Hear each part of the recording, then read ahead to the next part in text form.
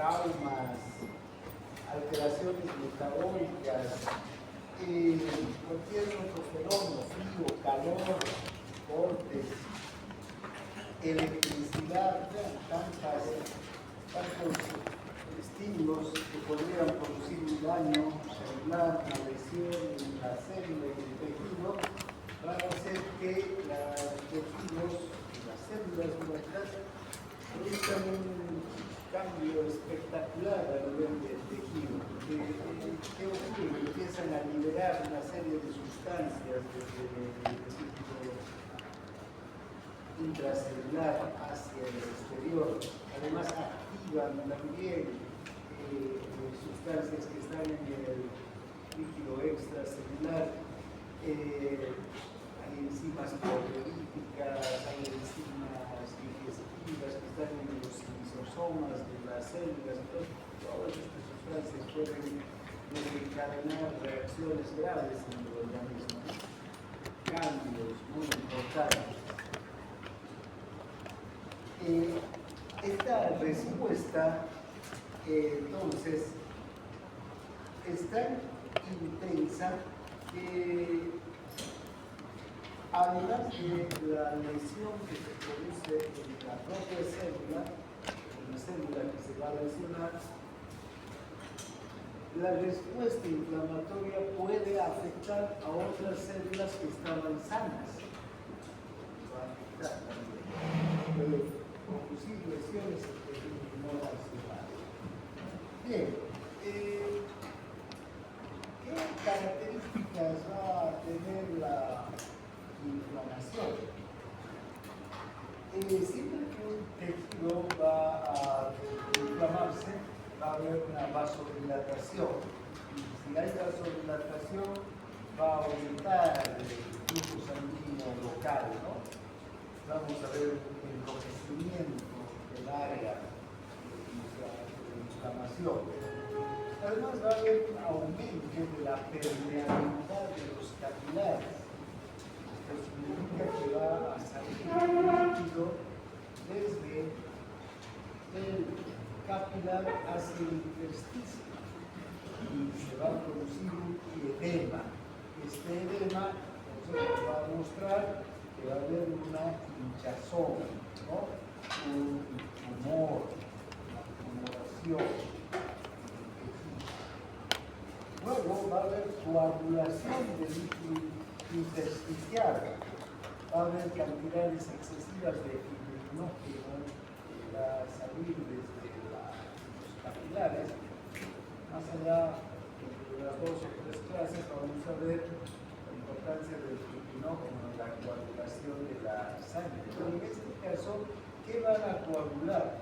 Va a coagular el fibrinógeno junto con otras proteínas que están en el intersticio. Va a haber además una migración de glóbulos blancos. Inmediatamente se produce una lesión en el tejido expresado en sustancias quimiotáxicas que van a atraer glóbulos blancos, ¿no? Van a llegar neutrófilos, van a llegar monocitos, macrófagos. Y esta llegada de monocitos, macrófagos y neutrófilos al tejido va a también contribuir, por una parte, a limpiar el tejido de sustancias que estén dañando al tejido, si son bacterias, si son virus, si son toxinas, ¿no?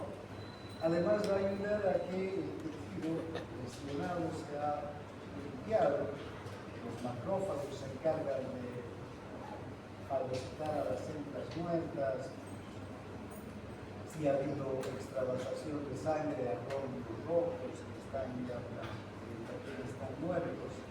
Pero vean que no solamente va a ocurrir eso, sino que también los macrófagos y los neutrófilos son capaces de también guardar el tejido vecino y se van a seguir liberando sustancias proinflamatorias que van a ir también dañando el tejido vecino, el tejido sano, de la sangre, de los elementos formes de la sangre, es una respuesta que va a contribuir a eliminar toxinas y células extrañas, pero muchas veces esta respuesta es tan intensa que puede producir que la inflamación, en vez de ser detenida, vaya aumentando, ¿no?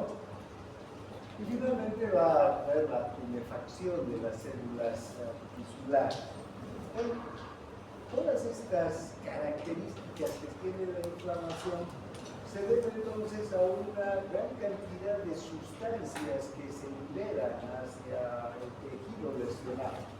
Por ejemplo, la vasodilatación se debe a la presencia de histamina, el aumento de la permeabilidad de brancimina, la coagulación líquido intersticial a los factores de la coagulación que también se liberan hacia el tejido, la migración de leucocitos, de estos macrófagos, monocitos, neutrófilos, linfocitos, se debe a la producción de interleucinas, citocinas, que van a estimular a la médula ósea para la formación de estos elementos formes, además de la liberación de sustancias como hemos visto el otro día, ¿no?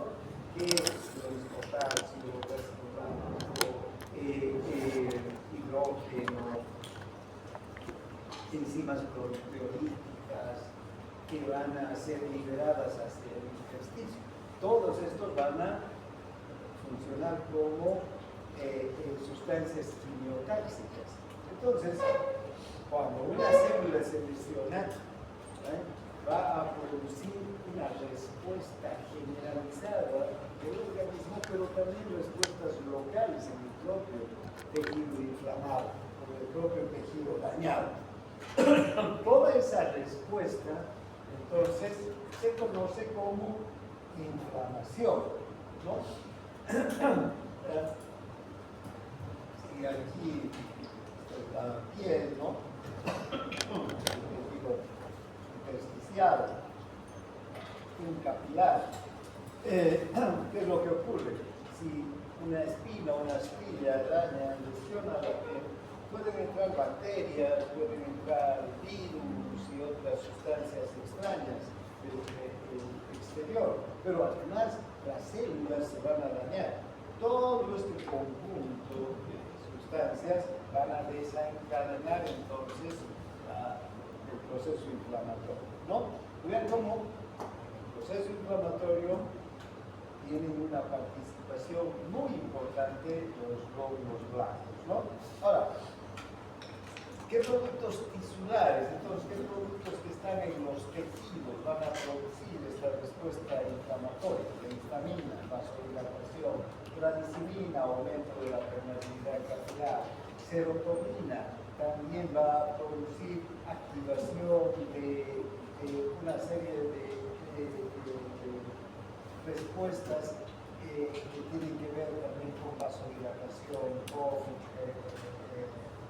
activación de glóbulos blancos, las prostaglandinas que van a ser las que se van a convertir en interleucinas, en citocinas no inflamatorias. Aquí, por ejemplo, ¿qué ocurre cuando un tejido se lesiona? Los fosfolípidos de la membrana se van a convertir en ácido araquidónico. Esto se produce porque el ácido araquidónico, primero, los fosfolípidos y la membrana van a empezar a, digamos, ser, primero la membrana se destruye, los fosfolípidos van a ser expuestos y se va a activar una enzima, la fosfolipasa A2. Esta fosfolipasa A2 va a convertir al fosfolípido en ácido araquidónico. Una vez que se ha convertido el fosfolípido en ácido araquidónico, se va a activar otra enzima, una enzima que es la ciclooxigenasa 2. La ciclooxigenasa 2 lo que hace es convertir el ácido araquidónico en prostaglandinas proinflamatorias. Porque hay prostaglandinas fisiológicas, muchas prostaglandinas fisiológicas en los diferentes tejidos que intervienen en el metabolismo o en las, digamos, funciones fisiológicas de las células de los tejidos. Pero estas prostaglandinas que se forman durante la inflamación son proinflamatorias. ¿Qué hacen estas prostaglandinas? Se van a convertir en citocinas, en interleucinas, que van a desencadenar toda la respuesta de los glóbulos blancos hacia el tejido inflamatorio. Va a haber productos de reacción del sistema de complemento, productos de reacción del sistema de coagulación de la sangre, ¿no? El fibrinógeno va a estar presente, ¿no? Para convertirse en fibrina y otros productos como el factor tisular que van a arrancar procesos de coagulación en el tejido, linfocinas que liberan los linfocitos T sensibilizados cuando las prostaglandinas y los macrófagos sensibilizan a los linfocitos. Estos van a liberar linfocinas que van a atraer a su vez más neutrófilos, más macrófagos, más linfocitos hacia el área de la inflamación. ¿Ven? Además se activa el sistema macrofágico, ¿no? Por la quimiotaxis. Entonces, todo un proceso de la inflamación. Ahora, siempre que se arranca un proceso de inflamación, el organismo trata de poner un límite a la inflamación. ¿Por qué? Porque todos estos productos de los que estamos hablando se vierten hacia el intersticio y por el intersticio empiezan a difundirse y entonces van avanzando y dañando células vecinas. Entonces, el organismo lo que hace es aislar a esos tejidos, poner un tabique, ¿no? Como una pared. Esta es la parte lesionada, el tabique, ¿no? Una pared, encierra la parte lesionada. ¿Cómo encierra la parte lesionada? A partir de la coagulación de las proteínas y del fibrinógeno que activa y se convierte en fibrina y hace como una pared, ¿sí? Que rodea toda la parte lesionada. Ahí vienen ya los glóbulos blancos, los macrófagos se encargan de fagocitar todo lo que está dentro de la parte lesionada. Pueden ser bacterias, virus, células muertas, todo lo que encontremos, ¿sí? Ese es un efecto tabicador. Eso hace que se retrase el proceso inflamatorio. Muchas veces ese efecto tabicador es suficiente, más la presencia de macrófagos, neutrófilos que van a fagocitar toda la zona inflamada con todo lo que tiene adentro. Pero a veces eso no es suficiente o no es, digamos, efectivo el efecto tabicador. ¿Y qué sucede?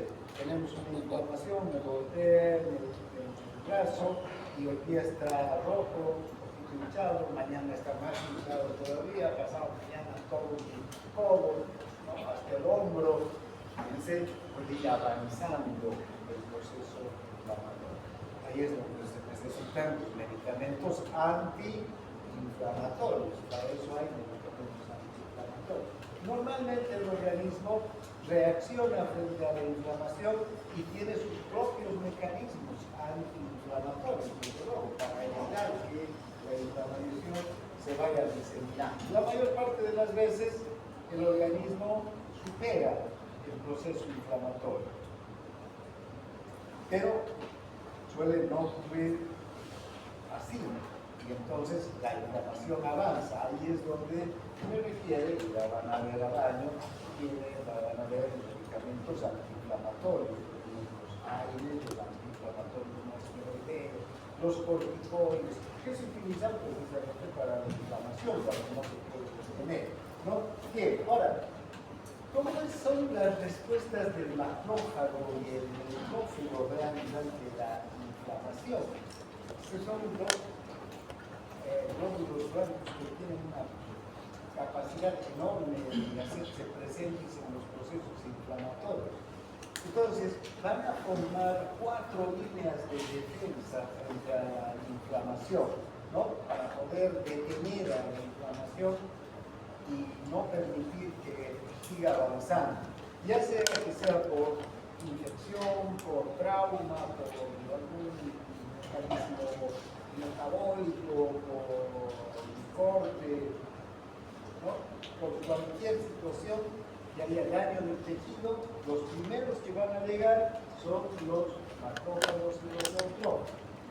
Bien, ahora, entonces, estos van a establecer 4 líneas de defensa. La primera línea de defensa, ¿quién es? El macrófago tisular, ese que está en el tejido. ¿Recuerdan el sistema macrocito-macrofágico que hemos visto en la anterior clase? En todos los tejidos hay un macrófago que está anclado, que está inmóvil, que está ahí esperando como un guardia, ¿no? Como un vigilante. Ocurre un daño, inmediatamente ese macrófago es el primero en hacerse presente al ciclo de la inflamación, ¿no? Incluso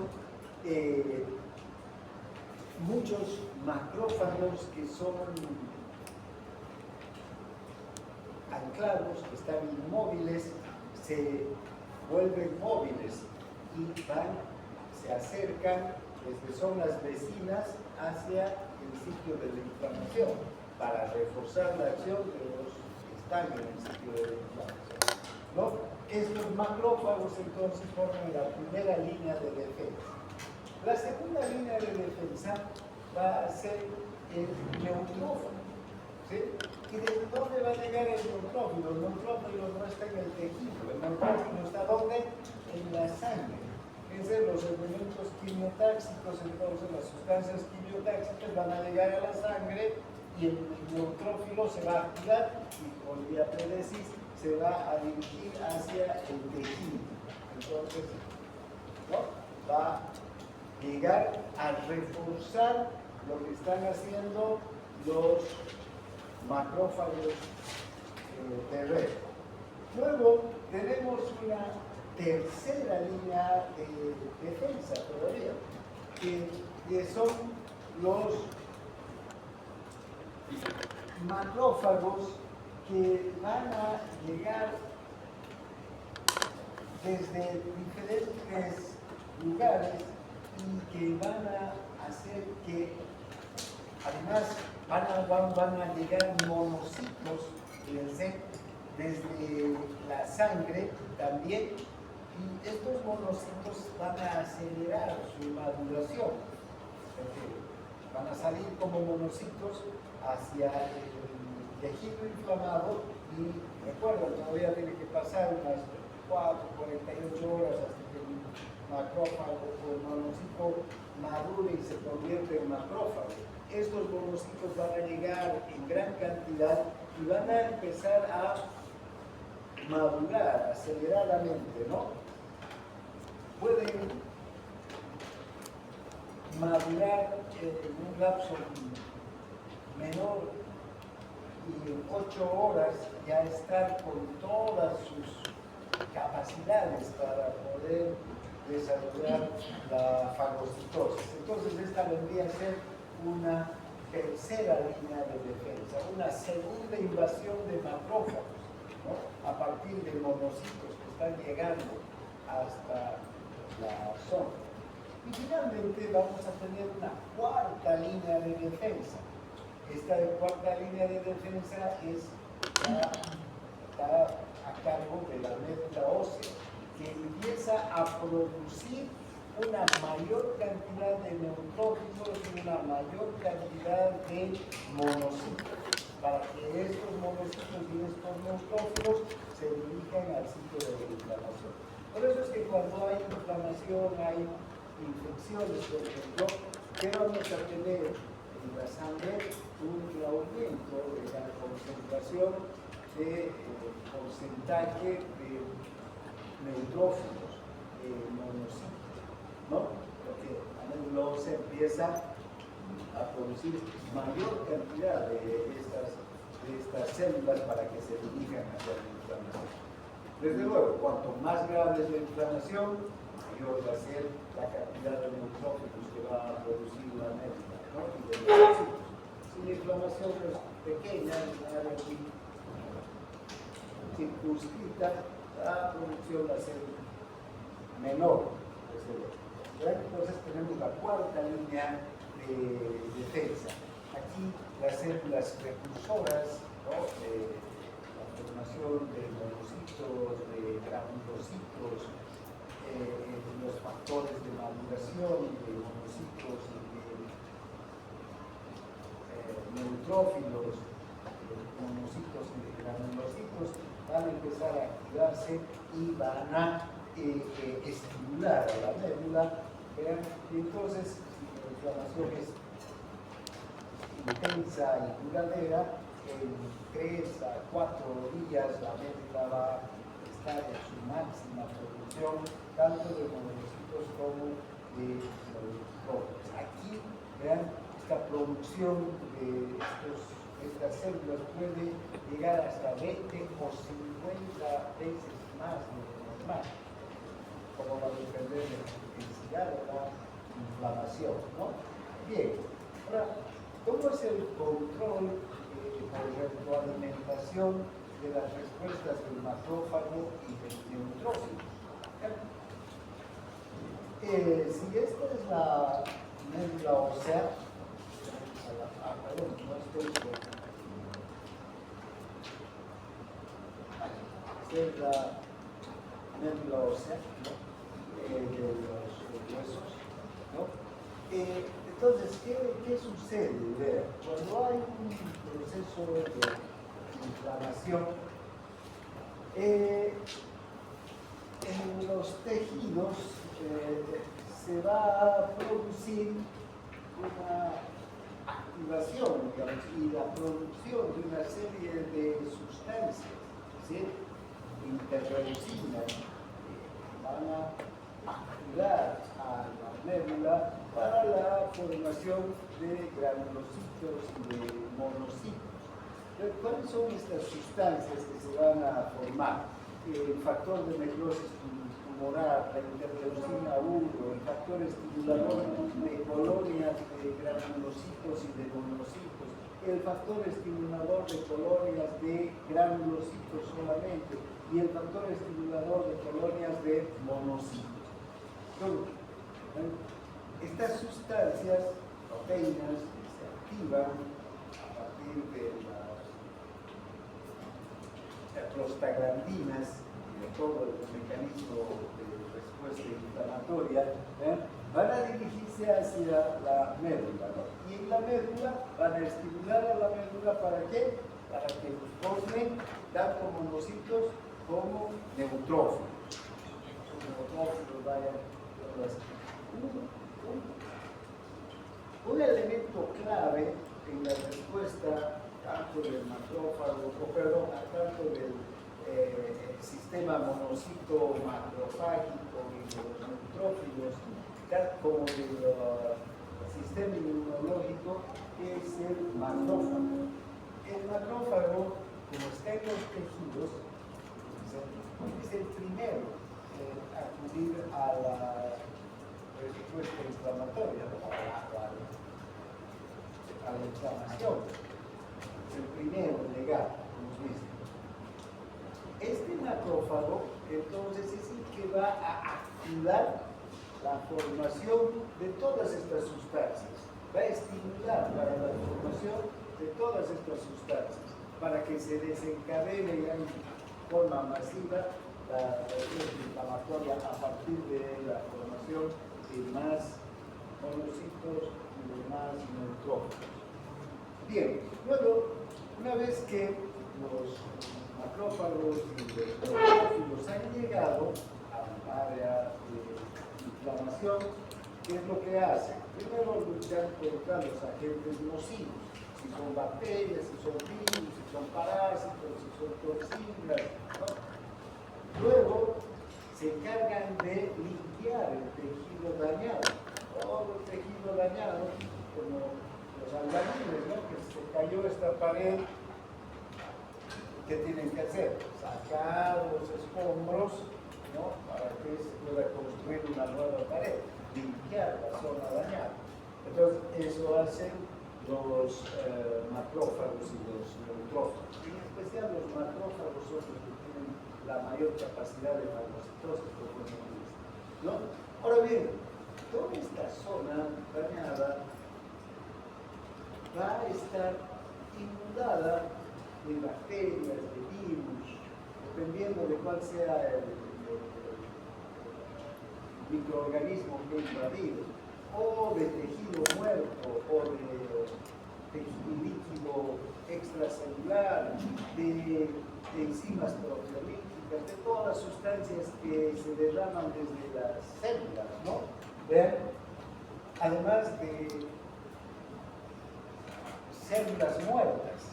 Este tejido, lo necrótico, resultado de las células muertas, más una gran cantidad de neutrófilos que mueren en la fagocitosis, macrófagos también que pueden morir en la fagocitosis, van a formar un líquido, ¿no? Amarillo verdoso que se conoce con el nombre de pus, ¿no? Este líquido, ¿no? Entonces, muchas veces pensamos que el pus son las bacterias, ¿no? Las que están ahí contaminando. Ya el pus está formado en realidad por las bacterias muertas, que ya no están, digamos, en actividad, por neutrófilos muertos, por macrófagos muertos, por tejido muerto. El pus, por eso tiene que ser eliminado. El organismo generalmente suele agarrar y empezar a llevar el pus hacia la superficie, hacia la piel, ¿no? Elimina. Pero muchas veces en cantidades profundas no es fácil que el organismo pueda sacar. Entonces ahí es donde se forman los abscesos, ¿no? Son colecciones de pus, porque empieza a crecer, ocupa un espacio, dolor, continúa la inflamación, continúa la infección, etc. Bien.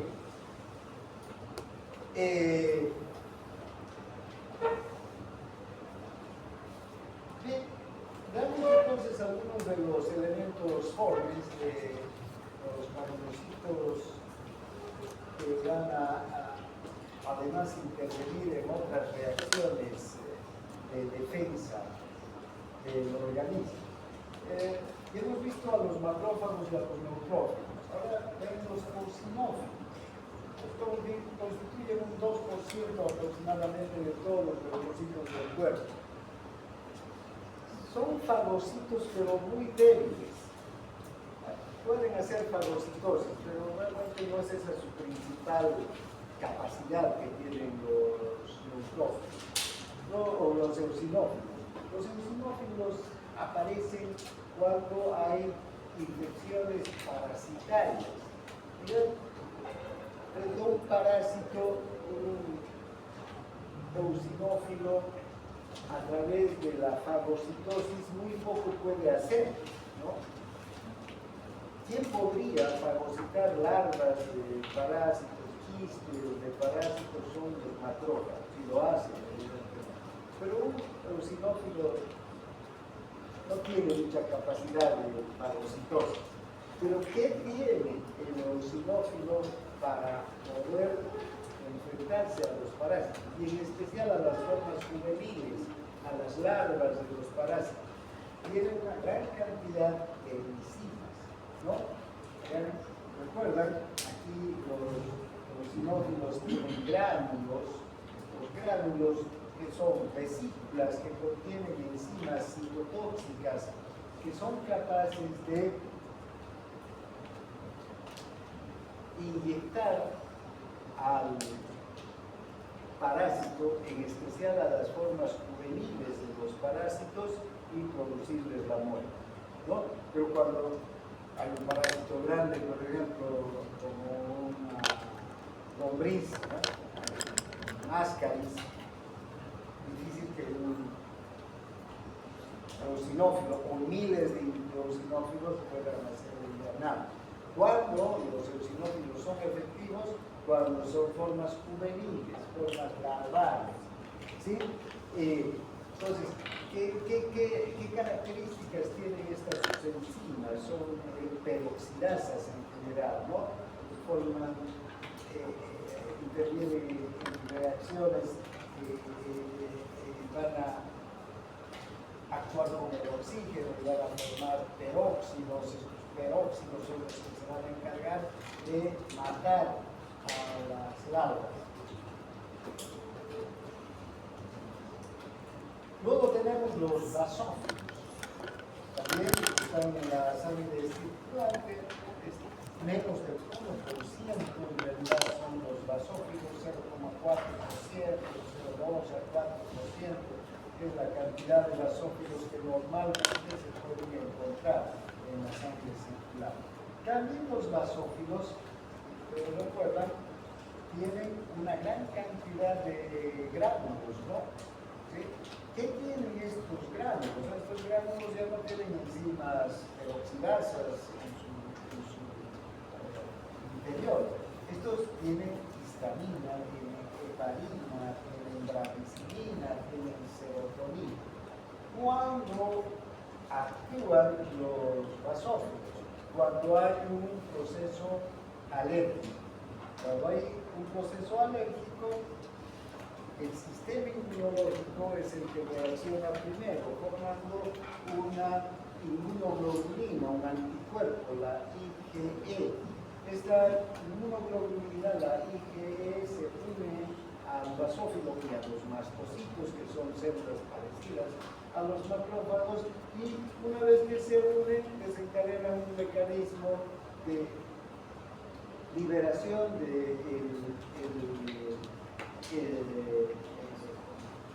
los gránulos que contienen los basófilos. Este mecanismo, a través del receptor de la IgE, está articulado, es el mecanismo del segundo mensajero.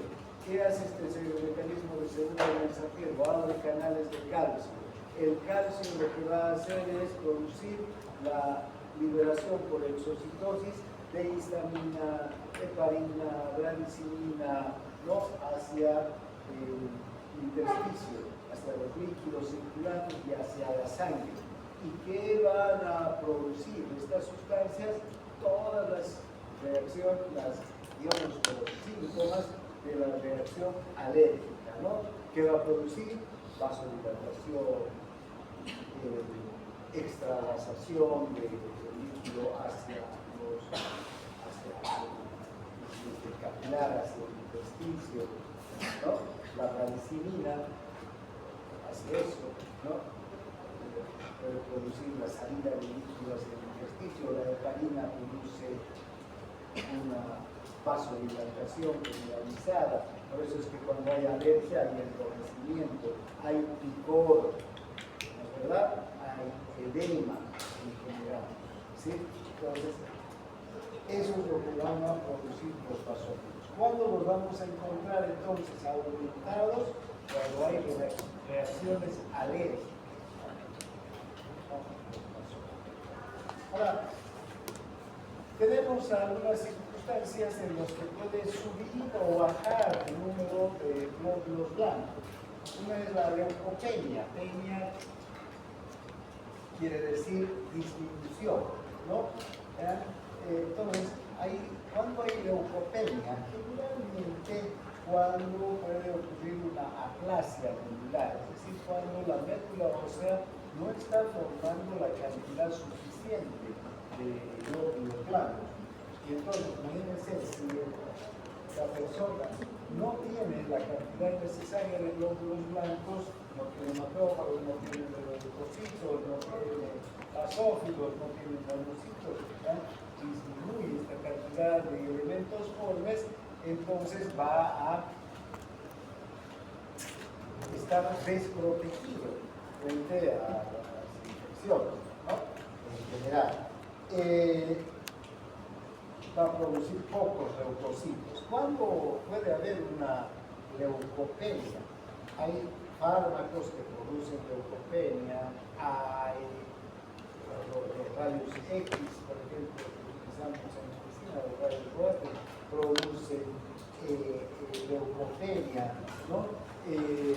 Hay sustancias químicas que pueden producir leucopenia.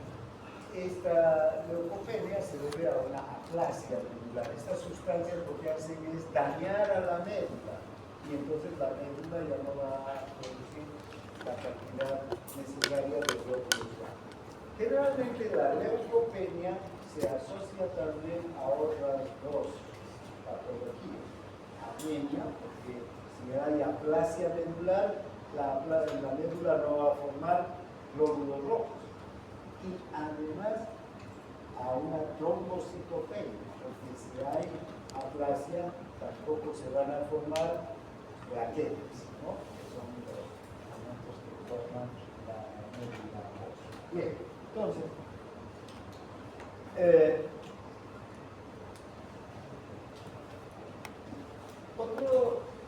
otra situación es cuando hay una producción descontrolada de leucocitos. Cuando hay esto, cuando hay una leucemia, ¿no? También se dice cáncer a la sangre, a la médula ósea, ¿no es verdad? En la leucemia, la médula ósea forma una cantidad muy grande de leucocitos, pero no está formando como respuesta a un proceso inflamatorio, como respuesta a un proceso de infección. Ya hemos visto que puede haber leucocitosis cuando hay,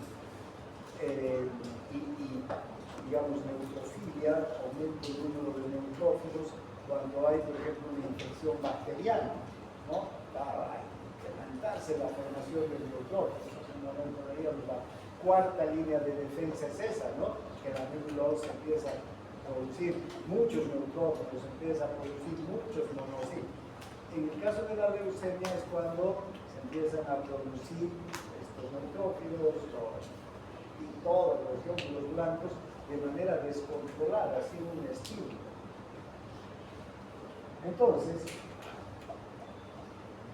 estos neutrófilos, estos monocitos, todos los glóbulos blancos, linfocitos también, que se forman como consecuencia de una leucemia, son células que no tienen las mismas características ni las mismas capacidades que las células que normalmente se forman en la médula ósea, ¿no? Entonces, todas estas son células anormales que no nos sirven siquiera para procesos infecciosos. Tenemos una cantidad de glóbulos blancos y, sin embargo, el organismo es víctima de qué? De infecciones, porque los glóbulos blancos no pueden cumplir con sus funciones, no son funcionales. Ahora, hay dos tipos de leucemias, ¿no? Hay leucemias linfocíticas, donde están más involucrados los linfocitos, y hay leucemias mielocíticas, donde más involucrados estarían los granulocitos, ¿no? Los macrófagos.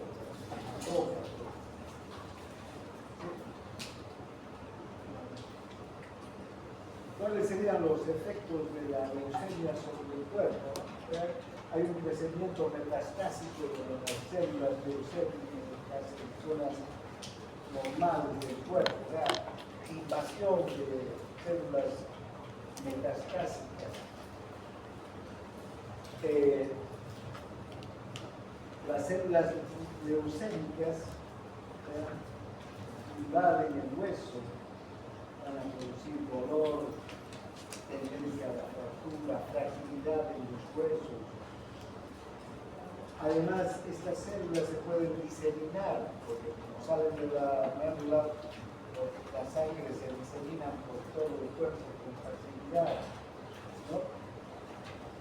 Aparecen infecciones, aparece anemia, tendencias a la hemorragia. Además, como se forma tanto leucocito, ¿verdad?, se necesita de un aporte constante de nutrientes. El organismo entonces cede sus nutrientes a estas células leucémicas, o estas células acaparan, digamos, los nutrientes. Entonces el resto de los tejidos se ve perjudicado, por eso hay debilidad en el paciente con leucemia. ¿Por qué? Porque todos los nutrientes, todos los sustratos energéticos utilizan las células leucémicas para reproducirse. Y desde luego esto va a ocasionar un deterioro de los otros tejidos, se van a ver perjudicados, no van a tener los sustratos nutricionales, energéticos para sus propias funciones.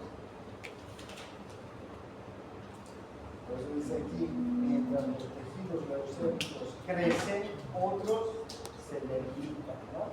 Y eso es lo que pasa con el paciente con leucemia.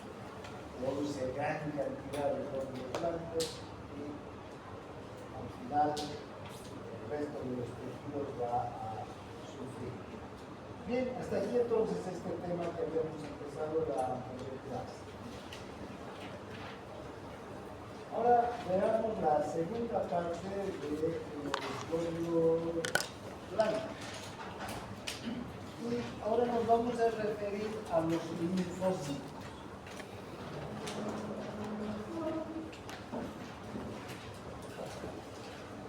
Y entonces ahora vamos a ocuparnos del sistema inmunológico, porque los linfocitos ya no son macrófagos, ya no participan del proceso monocito-macrofágico, no son fagocitos, son células que tienen también la función de defensa del organismo, pero el mecanismo que utilizan es diferente. Además, la estrategia del sistema inmunológico es diferente a la estrategia del sistema monocito macrofágico o macrofágico, a la estrategia de la fagocitosis. Vean, la fagocitosis, los neutrófilos y los macrófagos se enfrentan a todo tipo de elementos extraños, incluso al tejido muerto, sin distinción. ¿Sí? No hay distinción. Si es una bacteria, el macrófago lo va a fagocitar. Si esa bacteria es gram positiva, la va a fagocitar. Si es gram negativa, la va a fagocitar. Si es un virus, la va a fagocitar. Si el virus es un virus adenovirus, lo va a fagocitar. Si es arenavirus, lo va a fagocitar. Fíjense, sin ninguna distinción. En cambio, el sistema inmunológico no hace eso. Se forman linfocitos T y linfocitos B para cada elemento extraño en particular. ¿Sí? Y tenemos entonces como un armamento específico para cada bacteria, para cada virus, para cada toxina que ingresa al organismo y que tiene que ser neutralizado. Por eso es tan potente, ¿sí? Porque desarrolla mecanismos para destruir, ubicar y destruir a cualquier tipo de elemento extraño. Sin este sistema inmunológico no hubiéramos podido soportar ni una semana, no podríamos vivir ni una semana y no hubiéramos podido evolucionar desde luego. Nuestro sistema inmunológico ha evolucionado junto con nosotros, las primeras formas vivas que se han dado en el mundo, ¿no? Bien, entonces vean, ¿qué es la inmunidad? Es la capacidad que tiene el cuerpo humano de resistir casi todo tipo de microorganismos y toxinas que tienden a lesionar nuestros tejidos y nuestros órganos. Ahora, ¿cuántos tipos de inmunidad hay? Hay una inmunidad innata, ¿sí? Y hay una inmunidad adquirida. Cuando hablamos de inmunidad innata, estos son procesos generales, digamos, ¿no? Y no procesos dirigidos a microorganismos específicos. Estos procesos generales son la fagocitosis, hemos visto macrófagos y neutrófilos, destrucción de microorganismos que ingerimos y que son las propias enzimas digestivas o el ambiente ácido del estómago que se encarga de matarlas y no dejar pasar, ¿no? La resistencia de la piel que tenemos a las bacterias. Piensen que nuestra piel es totalmente impermeable, estamos rodeados de miles de bacterias y virus. En este momento aquí está plagada, ¿no?, de bacterias y virus. No lo vemos, está eliminado.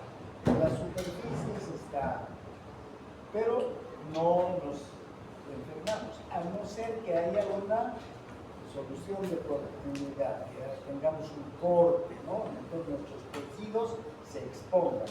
Mientras la piel nos está protegiendo, estamos libres de estas bacterias que están en el agua, en el aire, en la superficie. Y además en la sangre tenemos la presencia de numerosas sustancias, lisocimas, polipéptidos, básicos, el complejo del complemento, que lo vamos a ver junto con los anticuerpos, linfocitos asesinos naturales o natural killer, que se llaman también, que están ahí rondando, ¿no?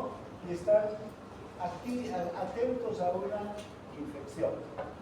Todos esos nos sirven, pero si solamente tuviéramos esos sistemas de defensa, no duramos ni una semana.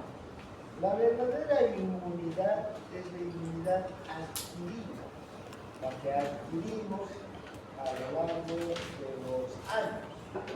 Y vean, esta es una capacidad de desarrollar una inmunidad específica, extremadamente potente frente a microorganismos invasores. Pueden ser estos bacterias, virus, toxinas, ¿no? Sustancias extrañas procedentes de otros animales, incluso otros animales como nuestros propios congéneres, ¿no? Vean, cuando me ponen una transfusión de sangre y no es del mismo tipo de sangre la que me van a transfundir, ¿quién va a reaccionar? El sistema inmunológico. Esta inmunidad adquirida, la que va a destruir los glóbulos rojos que me han transfundido si no son del mismo tipo. O un tejido que me trasplante también, ¿no?, va a ser rechazado, atacado. ¿Por quién? Por nuestros linfocitos. Entonces, ¿quiénes componen esta inmunidad adquirida, este sistema inmunitario especial que identifica, ¿no?, a cada microorganismo y tiene una respuesta específica para cada microorganismo. Aquí están los linfocitos. Unos linfocitos que son los linfocitos B, que van a formar anticuerpos, y los linfocitos T, que se activan y que son ellos los que se van a enfrentar al microorganismo. O finalmente los dos tipos de linfocitos, tanto los linfocitos B que envían anticuerpos para matar a los microorganismos, como los linfocitos T que van en persona, por decirlo así, a enfrentarse con el antígeno. Esta inmunidad adquirida nos da una protección, pero extrema, ¿sí? A partir del conocimiento de este tipo de inmunidad es que se ha desarrollado toda la tecnología de vacunas, ¿no? Esta estrategia de vacunar. ¿Qué es la vacunación? Introducir el antígeno al interior del organismo para que el organismo lo reconozca como extraño e inmediatamente forme anticuerpos y linfocitos T activados para que lo destruyan. Pero no solamente el organismo forma linfocitos T activados y linfocitos B también para que destruyan en ese momento al antígeno, sino que junto a la formación de esos linfocitos va a formar células de memoria que se quedan en la médula. ¿Para qué sirven estas células de memoria? Para que la próxima vez que ingrese el mismo virus o la misma bacteria, inmediatamente nuestro organismo responda con mayor potencia y con mayor intensidad a la invasión. Entonces, lo efectivo que viene a ser este sistema inmunológico, ¿no? La vacuna hace eso, va a activar a nuestro sistema inmunológico. ¿Y qué va a dejar? ¿A quiénes las va a dejar? A las células de memoria. Porque ¿qué es lo que se introduce en el organismo? Solamente una pequeña fracción de la bacteria, o en algunos casos el microorganismo entero, pero atenuado o muerto en algunos casos. ¿Sí? ¿Para qué sirve? Para que el organismo reconozca la sustancia antigénica que tiene el microorganismo muerto o apaciguado. En algunos casos se introduce solo esa fracción que se conoce como antígeno al organismo, para que el organismo reaccione. ¿Ah? Entonces, no nos va a provocar enfermedad la vacuna, ¿no? Porque no estamos incorporando gérmenes vivos, gérmenes salvajes capaces de producir la enfermedad. Pero ¿qué va a producir la vacuna? Células de memoria, ¿no? Bien, entonces, esas características tiene la inmunidad adquirida. Bien. Ahora, hay dos tipos de inmunidad adquirida. Una es la inmunidad humoral o inmunidad del linfocito B. ¿Sí? ¿Por qué se llama inmunidad humoral? Porque el linfocito B no va a ser el que se va a enfrentar al antígeno, a la sustancia extraña, sino que va a ser un producto del linfocito B, que son los anticuerpos. El linfocito B, una vez activado, vamos a ver los detalles de esta activación, pero a grandes rasgos, una vez que el linfocito B se activa, crece y se convierte en célula plasmática. Estas células plasmáticas, a su vez, van a empezar a producir el retículo endoplásmico rugoso anticuerpos. ¿Qué son los anticuerpos? Inmunoglobulinas, proteínas. Por eso el retículo endoplásmico rugoso produce estas inmunoglobulinas o anticuerpos.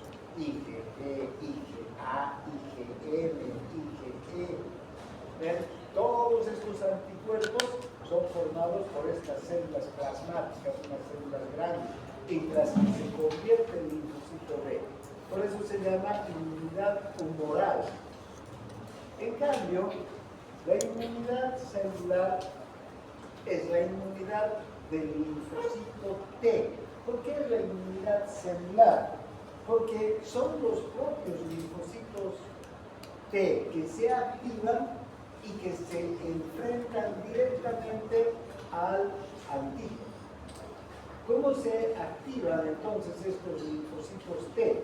Primero, tienen la capacidad para reconocer al antígeno y en segundo lugar, tienen la cantidad de enzimas capaces de destruir al antígeno. Esos linfocitos T se acercan, se unen al antígeno y le inyectan una gran cantidad de enzimas proteolíticas, enzimas peroxidasas que matan al antígeno. ¿Sí? Bacterias, virus no resisten la acción del linfocito T. Son muy, muy potentes. El linfocito T citotóxico, como su nombre dice, va a matar, va a intoxicar a las bacterias o a los virus que encuentran, ¿no? Que reconocen. Son los propios virus. Entonces, tenemos dos tipos de inmunidad.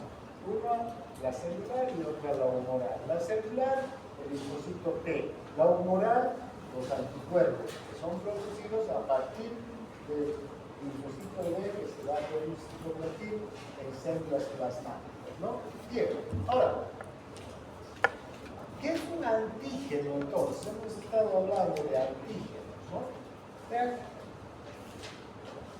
la inmunidad, este tipo de inmunidad adquirida, no va a aparecer hasta después de que nuestro organismo sea invadido por un microorganismo extraño.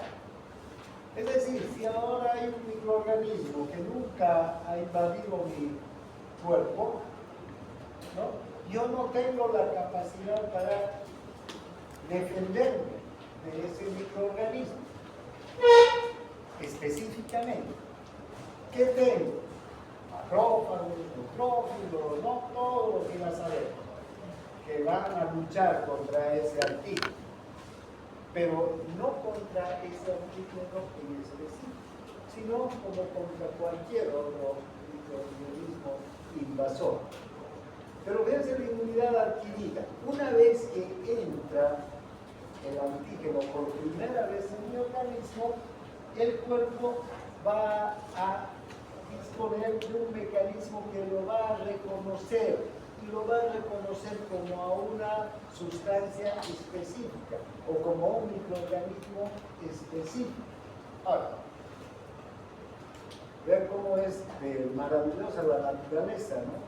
Cómo la evolución ha desarrollado todas estas herramientas para poder defendernos, porque todos los seres vivos estamos en constante lucha por la sobrevivencia, todos. Y cada uno de los seres vivos tenemos nuestras propias células, ¿sí? Que son desarrolladas a partir de ¿qué? De nuestros propios genes. Y cada célula desarrolla, sintetiza sus propios productos. ¿Sí? ¿A partir de qué? También de los genes. ¿Sí? Para la membrana celular, ¿qué necesitamos? Proteínas. Para los organismos citoplasmáticos, ¿qué necesitamos? Proteínas. Las enzimas, ¿qué son? Proteínas. Los carbohidratos que tenemos son también mezcla con proteínas. ¿Sí? Entonces, a partir de nuestro código genético, se desarrollan nuestras propias estructuras, nuestras propias proteínas, nuestras propias glucoproteínas. Esas proteínas, esas glucoproteínas son propias de los humanos, de nadie más. Las de estreptococo beta hemolítico son propias del estreptococo o del virus de la gripe, el virus de la influenza, son propios de ese virus, de nadie más. ¿Sí? Entonces, fíjense, esas estructuras propias de cada organismo las vamos a conocer como antígenos, ¿sí? Que son propios de un organismo. Entonces, estas sustancias son las que van a ser reconocidas como extrañas. Cuando entra un antígeno, algo que no es de nuestro cuerpo, una proteína, una glucoproteína que no corresponde a nuestro código genético, que no ha sido formada por nosotros, va a ser destruida. Ahora, ustedes dirán, pero nosotros comemos proteínas, comemos glucosa, ¿no? Hidratos de carbono, pero ingresa al organismo lo que nosotros comemos. ¿Ingresarán esas proteínas a nosotros? No. ¿Hasta dónde llegan? Hasta el intestino. Y ahí, ¿qué tenemos? Enzimas proteolíticas que las convierten ¿en qué? En aminoácidos. Y solamente se absorbe en el tubo digestivo aminoácidos. Solamente se absorbe, no se absorben hidratos de carbono grandes. ¿Qué se absorben? Monosacáridos o ácidos grasos, ¿no? ¿Para qué? Para que ingresen a nuestro organismo estas moléculas más simples y vayan a nuestras células, y nuestras células sinteticen nuestras proteínas a partir de esos aminoácidos, a partir de esas sustancias que han ingresado como moléculas simples. Primero los destruimos a todos todas las proteínas que ingerimos, y recién van a ser absorbidas, pero en sus formas más, químicas más básicas, ¿no? ¿Qué pasa si me ponen una proteína directamente a mi sangre? Inmediatamente el sistema inmunológico lo va a reconocer y lo va a destruir, ¿sí? Y puede provocar una reacción anafiláctica, una respuesta inmunológica fuerte. Entonces, ¿ven?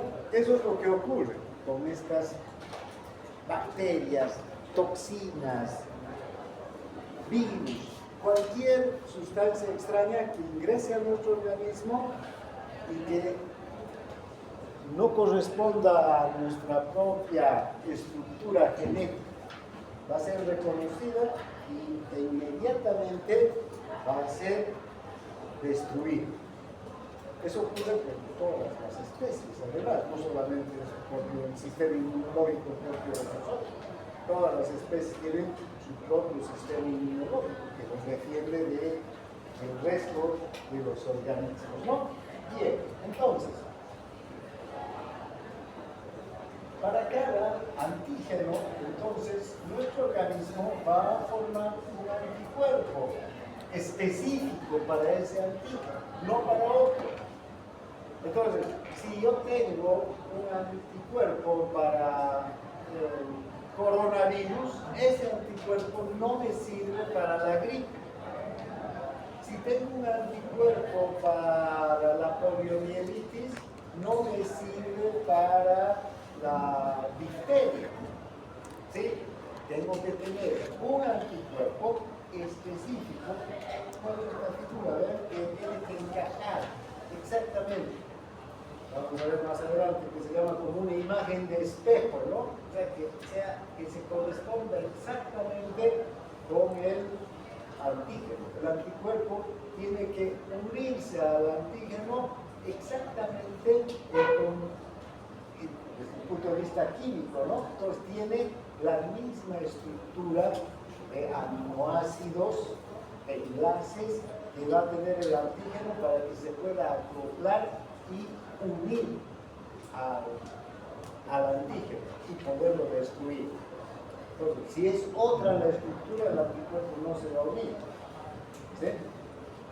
Bien, ¿quiénes son los encargados entonces de este sistema? Los linfocitos. Ya hemos visto que los linfocitos van a ser parte de esta inmunidad adquirida, ¿no? Una inmunidad celular y la inmunidad tumoral, ¿no? Si faltan los linfocitos por una enfermedad genética, por una, digamos, deficiencia de linfocitos en nuestro organismo, nuestras células linfoides no forman linfocitos, esos niños que nacen con esta deficiencia no pueden sobrevivir ni una semana, así tengan macrófagos, neutrófilos y todos los otros sistemas que acabamos de ver. No se puede desarrollar la inmunidad adquirida. Una enfermedad que produce esta deficiencia de inmunidad adquirida de respuesta a la invasión de microorganismos o de cualquier tipo de elementos extraños es el VIH-Sida, ¿no? ¿Qué es lo que hace el VIH? Utiliza al linfocito T colaborador, que es el que va a producir toda la respuesta inmunitaria. Después vamos a ver cómo es ese mecanismo. Pero nos deja sin linfocitos. Ahora, los linfocitos están, pero no se pueden activar. Y si no se activan contra una bacteria, un virus en particular, no van a producir ninguna respuesta inmunitaria, ¿no? Entonces, los linfocitos son esenciales para la supervivencia. Sin linfocitos no podemos vivir ni una semana.